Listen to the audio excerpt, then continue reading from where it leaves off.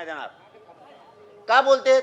ते राज्याच्या मंत्रिपदावरती बसलेले आहेत. प्रमुख जबाबदारी त्यांची, त्यांनाच जनता बोलत असती.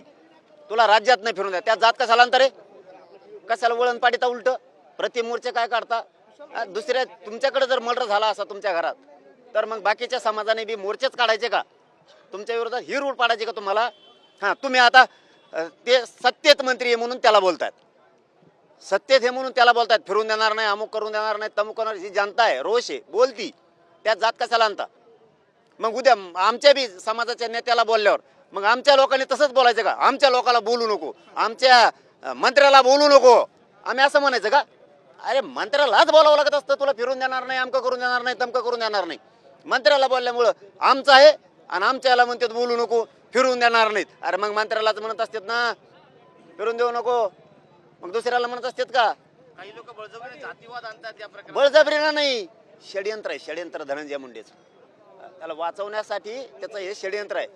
आणि त्यांनी हे ओबीसीचं पांघरून घेऊ नये, स्वतः पाप करायचं आणि ओबीसीच्या मतानं झाकवायचं, हे चांगलं नाही. ही रूढ पडल. ते लोक उठवायलाय, गुंडाची टोळी, लाभार्थी टोळी, ती सगळा त्यांचा समाज अजिबात नाही. ओबीसी तर लगेचच नाही. हे कोणालाच मान्य नाही. हा खून, हे खून कोणाला पटलेली गोष्ट नाही. इतका क्रूर खून झालेला आहे. पण हे मुद्दाम काय करतायत? एक लाभार्थी टोळी उठते, आंदोलन कर, आमका कर, तमका कर, आरोपीच्या बाजूने बोलतेत, आरोपीला साथ देतात. आणि दुसरं एक काम यांचं, आमच्या मंत्र्याला बोलू नका. अरे मंत्र्याला बोलता तुमचा काय संबंध आहे? तो सरकारचा आहे, तो संविधानाच्या पदावर बसलाय, तुमचा घरी असल्यावर असतोय. इथं मंत्र्यालाच बोलावं लागतं. गावात फिरून देणार नाहीत, रस्त्यानं फिरून देणार नाहीत, हे मंत्र्यालाच बोलावं लागत असतं. मग काय इथून पुढं आमच्या समाजाच्या मंत्र्याला बोलल्यावर मग आमच्या लोकांचं करायचं का? आमच्या याला बोलू, मग आमचा कोणत्या पक्षाचा असून दे, मग आम्ही म्हणणार तुम्ही टार्गेट करायला लागल्यावर आमच्या याला बोलू नको. ही रूढ चांगली नाही. जय भीम. ही रूढ चांगली नाही. तुम्हाला लोक मारून टाकायचे का? आता समजा मला सांगा, आपल्या संतोष भायाचा खून झाला आणि संतोष भायाचा खून होऊन त्यांचा भाऊ धनंजय देशमुख वन फिरताय होते लेकरू न्यायासाठी, त्याला तुम्ही पोलीस स्टेशनमध्ये जाऊन धमक्या देताय. मग त्या गुंडाला बोलायचं नाही? तुमच्या जातीला बोललो का आम्ही? तुमच्या नेत्याला? अरे ते तुमचा नेता नाही आहे, ते सरकारमधला आहे. आणि मग धनंजय देशमुखला धमकी दिली, त्या गुंडाला बोललो आम्ही.